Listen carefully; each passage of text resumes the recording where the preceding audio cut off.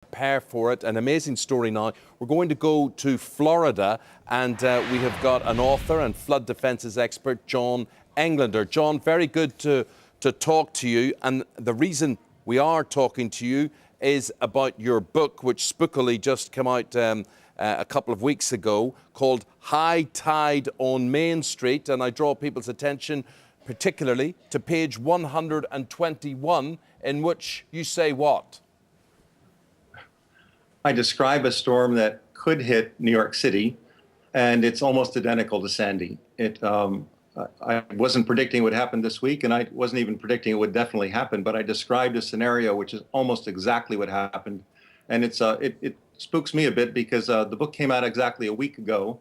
And of course, I'm as surprised as anybody that a week later, that page of that book would just come to life, and it was a hypothetical, or something could happen. Yeah, but obviously it was predictable. If we just get this man to sit down here, it was predictable there because you were describing what was a Category 4 hurricane and coming in from the same direction as Sandy came in from. Exactly. That was actually based on a study that was published in about 12 or 13 years ago. It was done by the U.S. government, by several agencies, and it looked at a very interesting phenomenon, which was that with the shape of the bight there between Long Island and the shoreline of New York, New Jersey, that there's a bit of a funneling impact, and then the slope of the seabed comes up rather sharply. And again, that has an effect of amplifying the water height and the storm surge in effect. And with a Category 4, they predicted you could get even 30 feet of storm surge. With the Category 1 that we had this week, we had, I think, about 3 or 4 meters, 12 feet of storm surge. But it was exactly from the right direction, or the worst direction, as it were. And it was the combination of the three things that I talked about in the book, which is that as sea level gets higher, and it's gotten a foot higher in that part of New York over the last century, and as you have extreme tides, and we're at the lunar high tide cycle, the extreme tide cycle, and then with the right storm surge coming from the right direction, you could get a catastrophic effect on New York City, which is, of course, what happened.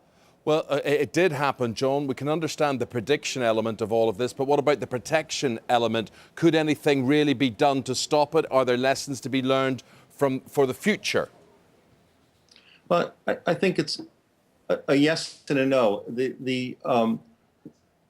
There's nothing that could have been done on short notice to build seawalls to withstand 12 foot of surge, and particularly if it was a Category 4 hurricane and there was 30 feet of surge. It's just impossible to imagine that in even a few decades to build that kind of an embankment all around that area. So I don't think we could have done that. On the other hand, the fact is that we're seeing higher sea levels. As my book points out, it's very clear that if you look at the longer term of a century or so, sea levels are just going to keep going. They're going to keep going up for about 1,000 years or more. And we have to look at coastal cities all over the world differently, because we've just come out of 6,000 years when sea level has been stable. That's a bit of an unusual situation, because sea levels go up and down about 100 meters. And then, of course, that's extremely surprising to most people. But any geologist knows that if you melt the ice sheets from the last ice age, you're going to get about 100 meters of sea level rise, and it goes up and down in a natural cycle. Yeah. So we're now in a new era, when sea level is rising even higher. It hasn't been there for over 100,000 years, so we have no cultural memory of it. But it's going to happen, and it's going to happen inexorably for decade after decade after decade and century after century. So we need to get our heads around that, because it's something totally different than the 6,000 years in which civilization has developed, when sea level was stable and the shoreline didn't move. So I don't think we can look back and say that New York should have prepared for a 12-foot surge and been ready for it. I don't think that's realistic. But on the other hand, New York and all communities worldwide on the coast are going to have to start thinking very differently than we've grown up with, and that our parents grew up with, and our grandparents, et cetera, because we have no cultural preparation for sea level being tens of feet or even tens of meters eventually higher than it is today. Well, we fooled into thinking that sea level would stay constant.